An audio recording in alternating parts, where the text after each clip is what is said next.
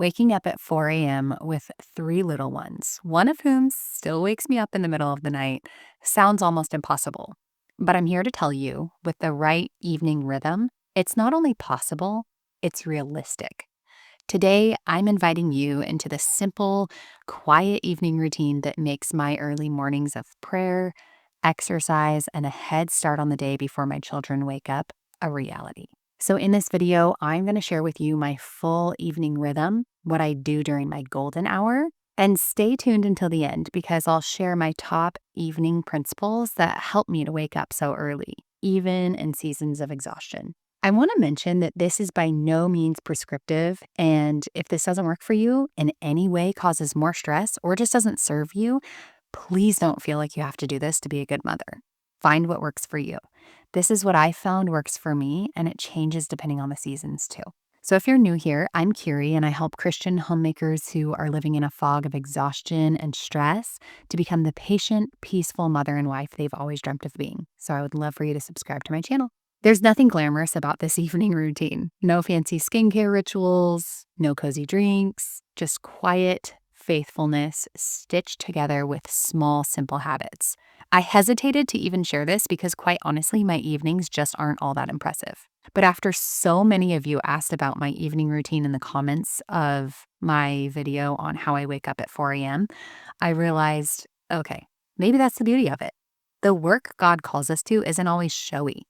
It's often found in the quiet, simple rhythms of life. So here it is, my simple, real-life evening routine that allows me to rise abnormally early. After my children are tucked in between 7 and 8 p.m., I do any last-minute homemaking. I reset the kitchen, making sure the dishes are loaded in the dishwasher and that it's set to run. I wipe down the counters. I toss any laundry into the machine with a delay start timer for the morning, and then I prepare for the next day. I set out my workout clothes, my keys, my wallet. I check my planner to make sure that I'm ready to do whatever's on the agenda for the next day. And then I just tie up loose ends, like responding to comments on YouTube or emails or things like that. Then my golden hour begins. This is my calm, screen-free time to close out the day, connect with my husband, and prepare for a good night's sleep. Sometimes it's a full hour, sometimes it's just a few minutes of prayer, but the intent remains the same. No screens, no rushing, just a quiet evening that I look forward to every day. The real key to peaceful mornings is preparing my mind and heart the night before. So I like to call this my golden hour, not because it always goes perfectly, but because it helps me end the day in a way that feels peaceful and life-giving. Keep in mind that the golden hour is meant to serve you, not the other way around. There was a time when I would get so stressed out if I didn't have enough time for a golden hour. And I would feel like a failure if during that golden hour, I looked at a screen because somewhere I read that you shouldn't look at a screen for an hour before you go to bed. But then I realized it doesn't have to be so serious. So if my husband wants to watch a video with me during this time, I'm totally fine doing that.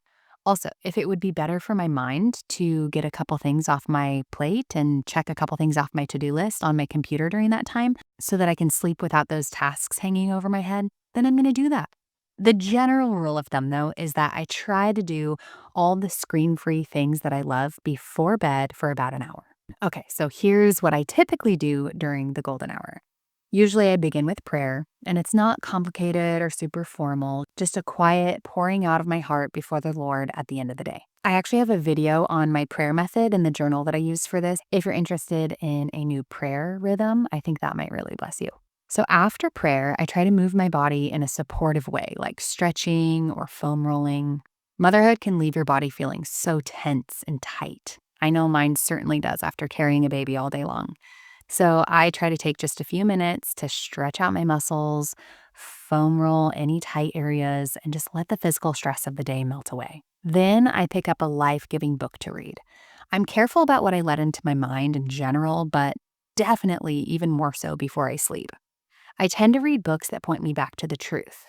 I've been loving C.S. Lewis lately, but sometimes it's a Christian living book, and sometimes it's a book on homemaking or motherhood that reminds me of why this work matters so much.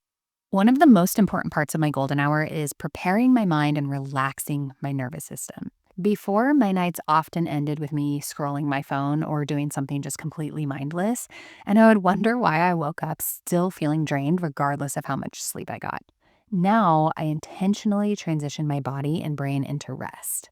This is where my brain retraining work comes in. This is a practice that has completely transformed my ability to regulate stress, stay patient with my family, and joyful in my homemaking and enter sleep in a state of peace rather than tension. So, if you've been stuck in a state of survival mode, feeling like you can't ever catch your breath, let alone wake up at 4 a.m., I would love to invite you to my free workshop where I talk all about this. It's called From Survival Mode to Peace-Filled Homemaking in 7 days. And in it, I teach you the exact strategies that helped me step out of fight or flight mode and create a home where joy, peace, and calm are the foundation, even in a busy, demanding season of motherhood. And I'll also show you some of my brain retraining tools that I do in my evening routine. So I'll link that below if you'd like to join me there. Finally, before the lights go out, my husband and I take some time to visit together. And then I aim to be in bed by 9 p.m. and asleep by about 9:30 p.m. And I'll be honest, there have been seasons where I'm able to get in bed by 8:30 p.m., which, yes, that's ideal for a 4 a.m. wake up. But lately, 9:30 has been the sweet spot for me. It's just late enough that I feel like I still have time once the children are tucked in, but not so late that I'm dragging throughout the next day. You'll notice that I don't aim for 8 hours of sleep. And honestly, I think that number can feel kind of arbitrary. For me, it's less about hitting a number and more about protecting the quality of the sleep that I do get. There was a time when I would obsess over how many hours I was getting. And if I didn't hit 8, I'd immediately assume I was going to be exhausted and foggy the next day. If my body couldn't fall asleep immediately, I'd look at the time and I'd start counting down the hours that I'd get if I fell asleep right now. And then the stress would make me stay awake even longer. But I started noticing something. On nights when I went to bed at peace with a calm mind and body, I could wake up after 6 or 7 or shoot, even 5 hours or less sometimes and still feel rested and clear. Now, instead of fixating on the number, I focus on setting myself up for deep, albeit interrupted, sleep. So here are my 8 evening principles that I try to follow so that I can achieve really good quality sleep, which allows me to wake up at 4 a.m. Embrace rhythms, not rigid routines.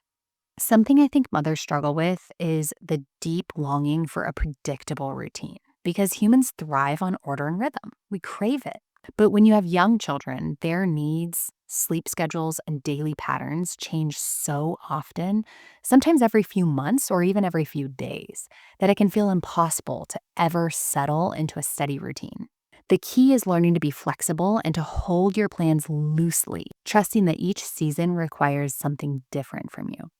Rather than clinging to a rigid routine, it's so much healthier to establish a rhythm, a flexible flow to your days and evenings that can bend and stretch without breaking. A rhythm allows you to honor the natural shifts of family life without feeling defeated when things don't go exactly as planned. It gives you structure, but also grace. And it teaches you to walk with the Lord in trust, following his lead moment by moment rather than forcing your life to fit into a mold that may no longer serve your family well. For example, in general, my golden hour tends to be an hour, but sometimes it's 10 minutes and I'm totally okay with that.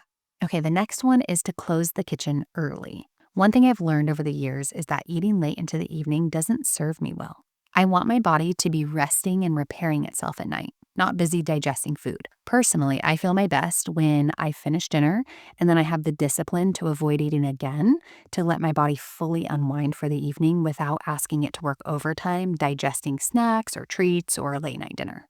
I've also noticed that when I allow little habits like nighttime snacking to creep in, it often spills over into the next day, making it harder to maintain healthy rhythms with my eating overall. Personally, I love having this clear boundary: no food after dinner. Some call it intermittent fasting. I just call it a boundary, and it helps me steward my health with intention. I know that in an evening routine video, you might expect to see a cozy cup of hot chocolate or a late night dessert. And while those things can absolutely be enjoyed, for this season in my life, I've found a deeper comfort in just the simplicity of having that boundary. And for me, the reward is a peaceful body and a restful night's sleep. It's just something that I've learned about myself, so I don't know if that might help you too. Okay, the next one is that I don't nap. As tempting as it can be to crash for a quick nap when the kids are napping, I've learned that it completely throws off my sleep at night. If I nap even just for 20 minutes, it's like my body forgets how to wind down at bedtime. In fact, I took a nap just the other day and ended up wide awake until 2 a.m., frustrated and restless, and definitely wasn't able to wake up at my normal time that day. So for me, unless I'm pregnant, I avoid daytime sleep altogether. It's one of the best ways that I protect my natural sleep rhythm and make sure that I can fall asleep and stay asleep when I actually need to. But like I said, if I'm pregnant, I'm definitely taking daily naps because that exhaustion is on another level. Okay, next is no coffee after 11:30 a.m. Yes, I do drink coffee, but I keep it to 1 cup a day and I never have it after 11:30 in the morning. I've learned that even though caffeine doesn't make me feel jittery, it still lingers in my system and affects the quality of my sleep hours later. Cutting off coffee before noon has made a huge difference in how I easily fall asleep and how rested I feel in the morning. So I enjoy that one peaceful morning cup of coffee and then I switch to water for the rest of the day. Next, I put my home to bed. I always put my home to bed before I put myself to bed. Dishes are done, counters are wiped, dishwasher is set for delay start, laundry is set on delay start as well. By the way, if you have a newish washing machine, yours probably also has delay start too. I think a lot of people don't know this exists, but it has made my laundry rhythm so easy. So I throw the laundry in, put that on delay start, and it's just easier and more peaceful to stay ahead of the clutter than to be buried by it later. So I just make sure all the visual clutter is put away and everything is in its home. So doing all of this just helps me to keep my mind at ease, knowing that I've crossed my T's and dotted my I's. Next is I set up my morning the night before. I lay out my clothes, set out my keys and my wallet, I set out my Bible, and I know exactly what I'm doing right when I wake up. This not only clears my mind when I'm in that foggy, half asleep, half awake state, but it takes any friction out of actually getting up and doing what I plan to do. Next is I plan ahead. I use my planner to check off what's been done that day, and then I move forward what wasn't done. There's peace in knowing tomorrow's path is already considered and planned out, even though I'm, of course, open to whatever the Lord has for me that day. Okay, and lastly, ground yourself in God's peace. More important than a checklist is to remember that your evening isn't ultimately about tasks, it's about trust. Trusting that God is sovereign over your unfinished lists and messy kitchens and weary bones. Isaiah 26:3 says, "You keep him in perfect peace, whose mind is stayed on you, because he trusts in you." So I pray that this glimpse into my simple, quiet evening has blessed you, not to add pressure, but just to offer hope. Remember that your rhythms will change, and your season in life right now may feel chaotic, but God's mercies are new every morning. If you want to go even deeper into creating a peace-filled homemaking life rooted in Christ, I'd love for you to join me in my free workshop. It's filled with biblical wisdom, practical tools to help you transform your days from weary to peaceful. You'll find the link for that below. And if you want to watch my video on how I wake up at 4 a.m. as a mother to 3 young children, head to this next video.